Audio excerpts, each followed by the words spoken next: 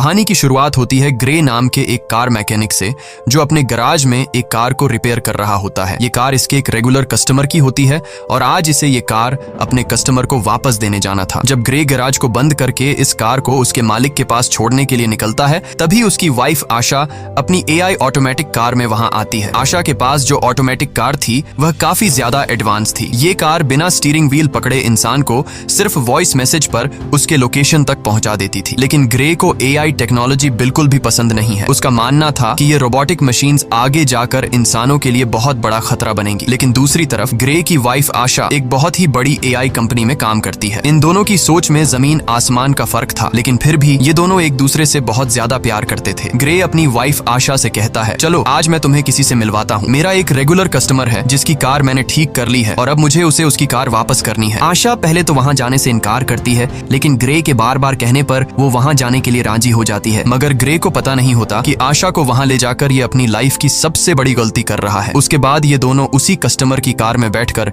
उसके घर की तरफ निकल पड़ते हैं और आशा की ऑटोमेटिक कार भी उनके पीछे आ रही होती है, ताकि जब ग्रे अपने कस्टमर को उसकी कार उसके हवाले कर दे तो ये लोग अपनी ऑटोमेटिक कार में घर को वापस आ सके। वहाँ पहुँचने पर ग्रे अपनी वाइफ को एक आदमी एरन से मिलवाता है। तब ग्रे की वाइफ उसे देखकर काफी हैरान रह जाती है, क्योंकि एरन एक बहुत बड़ी टेक कंपनी का मालिक था। उसकी कंपनी AI ऑटोमेटिक चीजें बनाती थी। यहाँ आशा अपने हस्बैंड ग्रे से कहती है, तुमने मुझे पहले क्यों नहीं बताया कि तुम मुझे एरन से मिलवाने ला रहे हो। असल में एरन ही ग्रे का रेगुलर कस्टमर था। लेकिन यहाँ हम देखते हैं कि एरन का नेचर थोड़ा अजीब सा था। उसे यह भी नहीं पता था कि जब किसी से मिलते हैं तो किस तरीके से मिला जाता है। आशा एरन से कहती है, मैं भी एक AI टेक कंपनी में काम करती हूँ जो जल्द ही तुम्हारी कंपनी के बराबर में आ जाएगी। जिस पर एरन मुस्कुराते हुए कहता है, ऐसा कभी नहीं हो सकता, चलो दिखाता हूँ क्यों। और फिर एरन उन दोनों को अपनी लैब में ले गया। वहाँ एरन ने खुद का बनाया हुआ एक स्पेशल चिप बताया, जो कि एक AI यानी आर्टिफिशियल इंटेलिजेंस चिप थी, और उस चिप को उसने नाम दिया था स्टेम। वो बताता है कि ये चिप कुछ भी कर सकती है, क्योंकि इसमें बहुत सारे पावर्स हैं और इससे तेज दिमाग आज तक किसी ने भी नहीं बनाया। इस इन्वेंशन को देखने के बाद ग्रे और उसकी वाइफ अपनी इलेक्ट्रिक कार से घर वापस जा रहे होते हैं। कार ऑटोमेटिक मोड पर थी। आशा और ग्रे गाड़ी के पिछले सीट में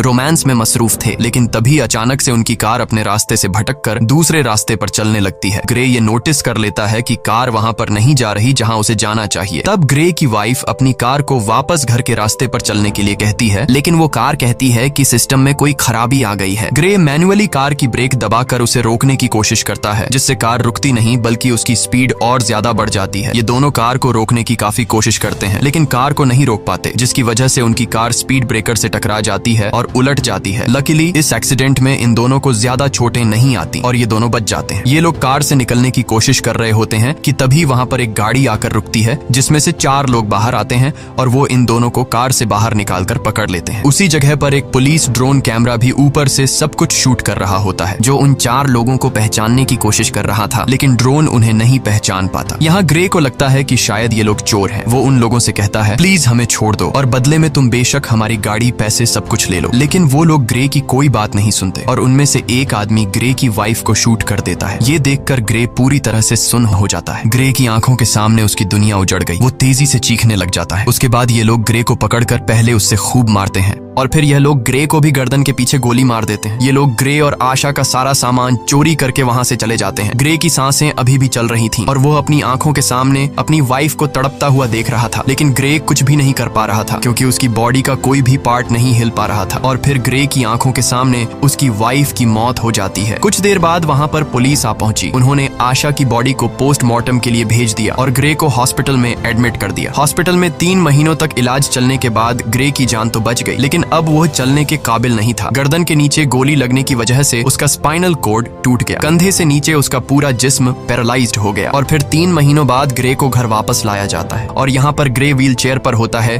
क्योंकि उसके सिर के अलावा पूरी बॉडी बेजान थी। अब ग्रे कोई भी काम नहीं कर सकता था, इसीलिए उसका काम करने के लिए उसके घर पर एक रोबोट मशीन थी जो उसका सारा काम करती थी और उसकी मदर उसका ख्याल रख रही थी। लेकिन ग्रे के लिए अब जिंदगी बोझ बन चुकी थी। उन 4 किलर्स ने न सिर्फ उसकी वाइफ को मार डाला बल्कि उसकी जिंदगी उजाड़ दी। वो बदले की आग में जल रहा था। बस ग्रे के पास एक ही उम्मीद बची थी, जिसके सहारे वो जी रहा था। वो अपनी वाइफ के किलर्स को जल्द से जल्द जेल की सलाखों के पीछे देखना चाहता था। इसीलिए वो पुलिस स्टेशन जाता है। पुलिस स्टेशन में ग्रे उनसे अपनी वाइफ के किलर्स के बारे में पूछता है, तो वो डिटेक्टिव कहती है कि इनमें से अभी तक किसी का भी पता नहीं चल पाया। वहाँ हमारे पुलिस का ड्रोन कैमरा तो मौजूद था, लेकिन फुटेज धुंधली थी, जिससे कातिलों का पता नहीं चल पा रहा है। और पुलिस पुलिस अब और इन्वेस्टिगेशन कर रही है, हम बहुत जल्द उन्हें ढूंढ लेंगे। तब ग्रे ये सुनकर काफी ज्यादा डिसअपॉइंट हो जाता है, क्योंकि काफी टाइम से ग्रे पुलिस से बस यही सुनता आ रहा था कि हम इन्वेस्टिगेशन कर रहे हैं। अब ग्रे पूरी तरह से हिम्मत हार चुका था और वो इस तरह से जीना भी नहीं चाहता था, क्योंकि उसकी जो उम्मीद थी अपनी वाइफ के कातिलों को जेल की सलाखों के पीछे देखने की, उससे वो अधूरी नजर आने लगी। ग्रे को समझ आ गया था कि पुलिस उन 4 कातिलों को कभी नहीं पकड़ पाएगी, इसीलिए अब वो खुद को मारने की सोचने लगा। ग्रे वहां पर मौजूद रोबोट मशीन की मदद से मेडिसिन का ओवरडोज ले लेता है, जिससे वो बेहोश हो गया। अच्छी बात यह थी कि उसके घर पर लगे AI सिस्टम ने वक्त पर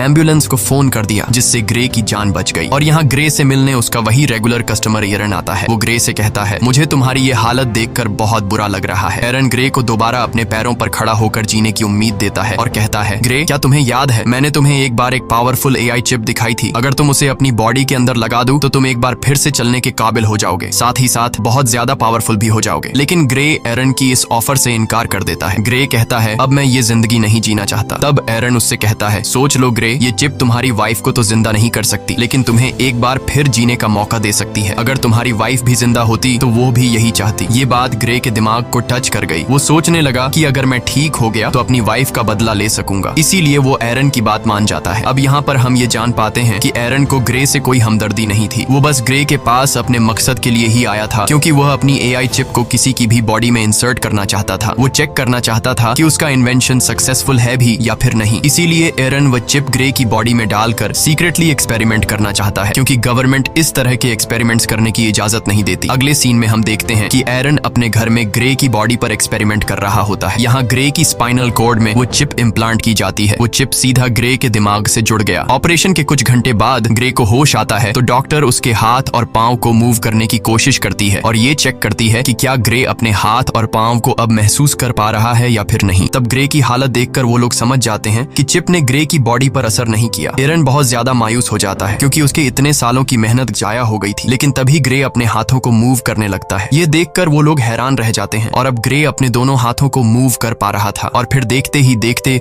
ग्रे अपने दोनों पैरों पर खड़ा हो जाता है। खुद को ठीक होता देखकर ग्रे बहुत ज्यादा खुश हो जाता है। अब वो पहले से भी ज्यादा पावरफुल खुद को फील करने लगा। एरन भी अपनी एक्सपेरिमेंट को सक्सेसफुल होता देखकर काफी खुश हो जाता है। फिर यहाँ पर एरन ग्रे से एक कॉन्ट्रैक्ट पर साइन करवाता है, जिसमें वो किसी को भी नहीं बताएगा कि वो चल सकता है और उसे सबकी नजरों में पैरालाइज्ड बनकर रहना होगा, क्योंकि अगर गवर्नमेंट को पता चला कि ग्रे चिप के जरिए दोबारा से चल पा रहा है तो एरन को अरेस्ट कर लिया जाएगा और ग्रे की बॉडी से उस चिप को निकाल लिया जाएगा, क्योंकि उस चिप को किसी की बॉडी में इंजेक्ट करना इलीगल है। उसके बाद ग्रे अपने व्हील चेयर पर बैठकर घर आ जाता है। यहाँ उसे पता चलता है कि उसके लिए डिटेक्टिव का भेजा एक पैकेज आया है, जिसमें ग्रे की वाइफ की पोस्टमार्टम रिपोर्ट और उसके केस से रिलेटेड कुछ इन्फॉर्मेशन थी। ग्रे उस दिन पुलिस ड्रोन से रिकॉर्ड की गई फुटेज देखने लगा, लेकिन फुटेज क्लियर नहीं थी, इसलिए ग्रे को किलर्स के बारे में कोई जानकारी नहीं मिल पाई। वो मायूसी में ड्रिंक करने लग जाता है। तभी अचानक उससे एक आवाज आई, क्या तुमने फुटेज में एक चीज नोटिस की? ये आवाज सुनकर ग्रे यहाँ वहाँ देखने लगा, लेकिन उसे कोई भी नजर नहीं आया। ग्रे घबरा कर बोला, कौन है? सामने आओ। तभी फिर से आवाज आई, शांत हो जाओ ग्रे, मैं तुम्हारे अंदर की वो AI चिप हूँ, वही सिस्टम जो तुम्हारी बॉडी चला रहा है। यहाँ पर ग्रे सोचता है कि शायद वो पागल हो गया है, जिस पर वो चिप कहती है, नहीं ग्रे, तुम पागल नहीं हुए हो। ऑपरेशन के दिन के बाद मैं तुम्हारे साथ हूँ, तुम जो देख सकते हो वो मैं भी देख सकती हूँ। जिस पर ग्रे ने पूछा कि क्या तुम्हें और कोई सुन सकता है? चिप ने जवाब दिया, नहीं, मुझे सिर्फ तुम ही सुन सकते हो। यहाँ पर वो चिप ग्रे की हेल्प करने की कोशिश करती है, ताकि ड्रोन की मदद से ग्रे को पता चल सके कि उसकी वाइफ को मारने वाले लोग कौन थे। ग्रे के साथ यहाँ पर वो चिप भी सब कुछ देख पा रही थी, जो ग्रे अपनी आंखों से देख सकता था। चिप ग्रे का ध्यान फुटेज में एक किलर की तरफ करती है और कहती है, देखो ग्रे, इन चारों में से एक की बॉडी पर टैटू बना हुआ है, लेकिन ये टैटू बिल्कुल भी क्लियर नहीं दिख रहा था। इसलिए ग्रे बोला, ये तो बहुत ज्यादा ब्लर है, इसे मैं देख नहीं सकता। जिस पर वो चिप कहती है, तुम्हें नहीं दिख रहा, पर मैं तो देख सकती हूँ। मैं इस टैटू का एक क्लियर इमेज बना सकती हूँ, बस तुम एक पेपर और पेंसिल उठा लो। ग्रे के पेपर और पेंसिल उठाने के बाद चिप ग्रे के हाथ की मदद से बिल्कुल परफेक्ट वही टैटू बना लेती है। और जब ग्रे उस टैटू को देखता है तो पता चलता है कि यह एक मिलिट्री टैटू है। रिसर्च करने के बाद ग्रे को उस टैटू वाले आदमी के बारे में पता चल जाता है। ग्रे हैरान रह जाता है कि उस चिप ने तो कुछ ही मिनटों में उस कातिल का टैटू और एड्रेस निकाल कर दे दिया, जो कि पुलिस कई महीनों से इन्वेस्टिगेशन करने के बावजूद भी उन कातिलों को ढूंढ नहीं पाई। ग्रे बहुत खुश हो जाता है, क्योंकि उसे अपनी वाइफ के किलर्स में से एक किलर का पता चल चुका था। तब ग्रे उसके बारे में पुलिस को इन्फॉर्म करने का सोचता है, लेकिन यहाँ चिप ग्रे को ऐसा करने से रोक देती है। वो उससे याद दिलाती है कि तुम्हें एरन ने ये सब कुछ करने से मना किया था। तुम भूल गए कि तुमने एरन के साथ कॉन्ट्रैक्ट साइन किया था कि तुम लोगों के सामने कभी भी ये नहीं जाहिर करोगे कि तुम चल फिर सकते हो, और अगर तुम तुम पुलिस को इस किलर के बारे में बताओगे तो पुलिस उल्टा तुमसे पूछेगी कि तुम्हें कैसे इन किलर्स के बारे में पता चला और तुमने ये टैटू किस तरह से बनाया। ग्रे चिप से पूछता है तो फिर तुम बताओ अब मैं क्या करूं। चिप ग्रे से कहती है पहले तुम खुद उस आदमी के एड्रेस पर जाओ और उसके खिलाफ सबूत इकट्ठा करो। इसीलिए ग्रे अब खुद वहां पहुंच जाता है, लेकिन वहां पर पुलिस ड्रोन थे, इसीलिए ग्रे उन ड्रोन के सामने अपनी व्हील चेयर पर ही बैठा रहता है। और जब ड्रोन वहां से चले जाते हैं तो ग्रे चुपके से वहां से खड़ा होकर किलर के घर की तरफ जाता है। वो किलर के घर के दरवाजे को खोलकर घर के अंदर चला जाता है। वहां जाकर वो एविडेंस ढूंढने लग जाता है और यहाँ पर ग्रे को पता चलता है कि उस किलर को किसी ने बहुत सारे मैसेजेस किए हैं। ग्रे के अंदर लगी चिप उन मैसेजेस को कुछ सेकंड के अंदर ही पढ़ लेती है। चिप ग्रे से कहती है कि इन मैसेजेस में ओल्ड बोन नाम की जगह का बार बार बताया गया है, क्या तुम्हें इसके बारे में कोई जानकारी है? ग्रे ने कहा हाँ, ये हमारे घर के पास ही एक बार का नाम है। इन्हीं बातों के बीच ग्रे को किसी के आने की आवाज सुनाई देती है। असल में वहाँ पर वो किलर था जो कि वापस आ गया था। वो किलर देखता है कि उसके टेबल पर सारा सामान बिखरा हुआ है। तभी वो किलर सामने लगे शीशे से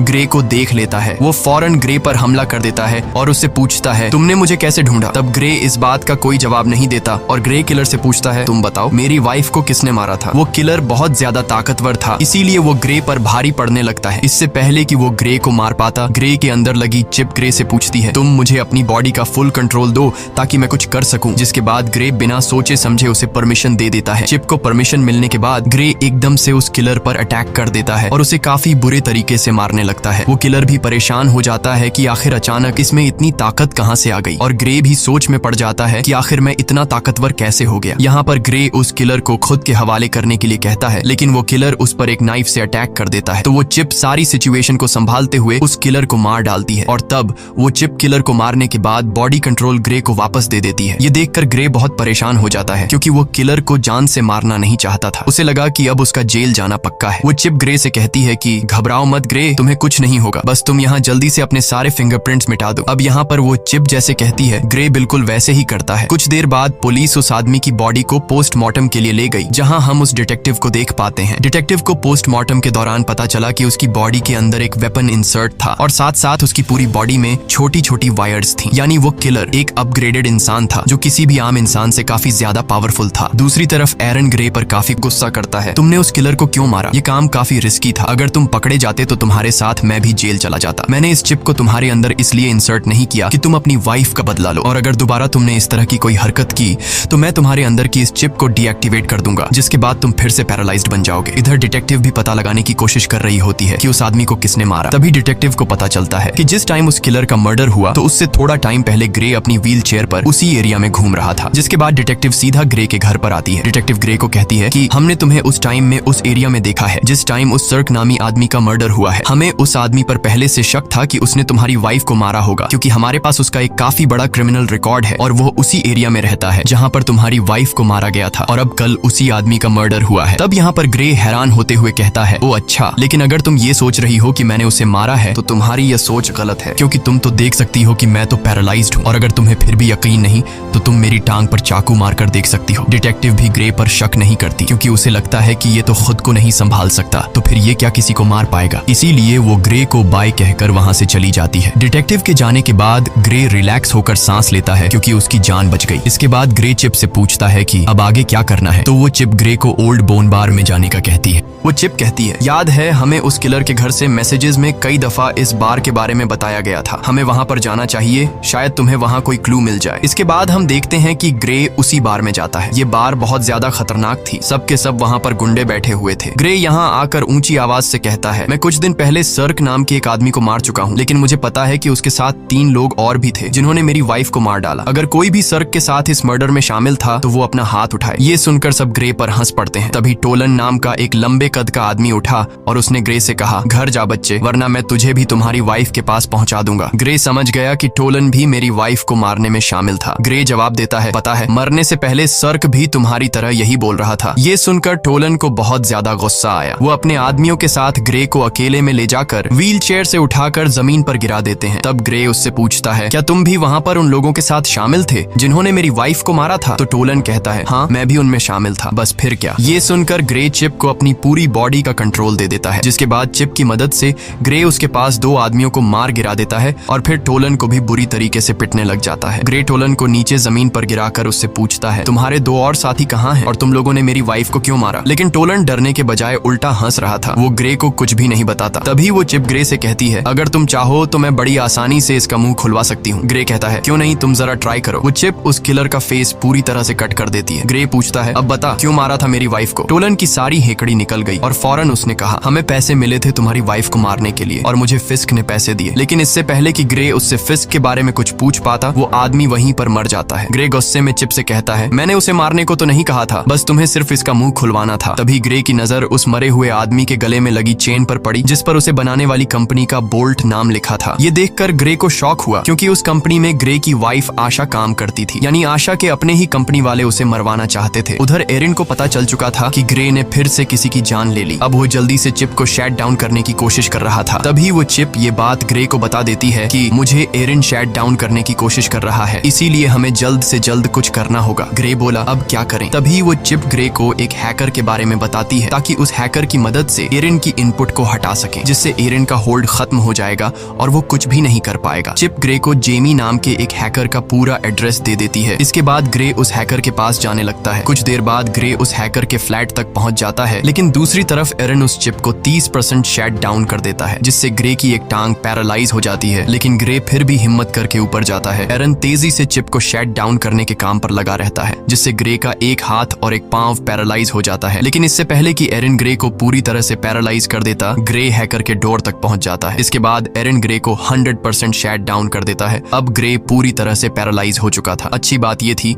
कि ग्रे हैकर के दरवाजे तक पहुंचकर नॉक कर चुका था। इसके बाद जेमी नाम का एक हैकर दरवाजा खोलता है। ग्रे ने जेमी को कुछ पैसे दिए और जो कुछ चिप ने उसे समझाया था वो उसने हैकर से कहा। हैकर ने ग्रे को घर के अंदर लाया और उसके कोडिंग में काम शुरू कर दिया। तभी हम दूसरी तरफ उस बार में दो आदमियों को देखते हैं जहां ग्रे ने टोलन को मारा था। उनमें एक तो वही आदमी था जिसने ग्रे की वाइफ को गोली मारी थी और उसी का नाम फिस्क है। अब यहाँ पर फिस्क बार के ओनर पर गुस्सा करता है, क्योंकि ग्रे उसके एक आदमी को मारकर चला गया और बार के ओनर ने कुछ भी नहीं किया। फिस्क उस बार के ओनर को मार देता है। फिस्क अपने साथी को मरा हुआ देखकर बहुत ज्यादा गुस्सा हो जाता है। यहाँ पर फिस्क अपने साथी की आंख में एक पतली सी पिन घुसाता है और उस पिन डिवाइस से फिस्क को सब कुछ पता चलता है और उसे यह भी पता चल जाता है कि इस वक्त ग्रे कहाँ पर है। इसके बाद फिस्क और उसका साथी वहाँ जाने के लिए निकलते हैं। दूसरी तरफ हैकर ने ग्रे के सिस्टम को फ्री कर दिया। बस अब चिप को सिर्फ रीस्टार्ट करने की देर थी और हैकर ग्रे को बताता है कि कुछ देर बाद तुम्हारे अंदर लगी चिप रिबूट हो जाएगी। तभी वह हैकर देखता है कि दो लोग यहाँ पर आ रहे हैं और वह दो लोग थे फिस्क और उसका साथी। इसके बाद फिस्क और उसका साथी दरवाजा तोड़ने की कोशिश करते हैं, जहाँ पर वह चिप ग्रे की बॉडी में फिर से बूट होने लगती है, जिससे ग्रे का एक हाथ दोबारा काम करने लगता है। यहाँ पर फिस्क और उसका साथी दरवाजा तोड़कर अंदर आ जाते हैं। अंदर आकर वह दोनों देखते हैं कि ग्रे जमीन पर पैरालाइज पड़ा हुआ है। जैसे ही ये दोनों ग्रे को मारने वाले थे, तभी अचानक ग्रे की बॉडी के अंदर लगी चिप रिस्टार्ट हो जाती है और ग्रे फौरन वहां से भागने लगता है। तब यहाँ पर फिस्क का साथी भी फायरिंग करते हुए उसका पीछा करता है। ग्रे खुद को बचाते हुए ऊपर बिल्डिंग की छत पर चढ़ जाता है। अब आगे जाने का कोई रास्ता नहीं था, इसलिए ग्रे वहीं पर रुक जाता है। यहाँ पर वह चिप अपनी पावर दिखाती है और बड़ी ही बेरहमी से फिस्क के साथी को मार देती है। जब तक फिस्क वहाँ पर आता है तब तक ग्रे वहाँ से जा चुका होता है। इसके बाद ग्रे जब अपने घर आता है तो उसकी मदर उसे देख लेती है कि उसकी पूरी बॉडी पर खून लगा हुआ है। साथ ही ग्रे अपने पैरों पर भी खड़ा हुआ है, यानी अब वह पैरालाइज नहीं है। इसके बाद ग्रे अपनी मदर को इस सब के बारे में बता देता है कि वह किस तरह से एरिन की चिप की वजह से दोबारा ठीक हो गया है। साथ ही ग्रे अपनी मदर को इस बात को सीक्रेट रखने के लिए भी कहता है। उधर एरिन बहुत ज्यादा टेंशन में होता है, क्योंकि उसके हाथ से अब ग्रे और वह चिप निकल चुके थे। उस हैकर के इनपुट डालने के बाद एरिन उसे ट्रैक नहीं कर पा रहा था। इसके बाद ग्रे की मदर वहां पर आकर उसे बताती है कि वह डिटेक्टिव आई है। यहाँ पर डिटेक्टिव ग्रे से कहती है कि तुम्हारी व्हील चेयर उस जगह से मिली है जहाँ पर दूसरा मर्डर हुआ है, तुम इस बारे में क्या कहोगे? इस पर ग्रे कहता है, हाँ मैं वहाँ पर था, लेकिन मैंने किसी को नहीं मारा। अब डिटेक्टिव को भी ग्रे पर शक होने लगा था। तब डिटेक्टिव उससे कहती है कि 3 लोग मारे जा चुके हैं और तीनों वही हैं जिन पर हमें शक था कि उन्होंने ही तुम्हारी वाइफ को मारा होगा, और हर बार तुम वहाँ पर पाए जाते हो जहाँ पर मर्डर होता है, तो हो सकता है तुम किसी को पैसे देकर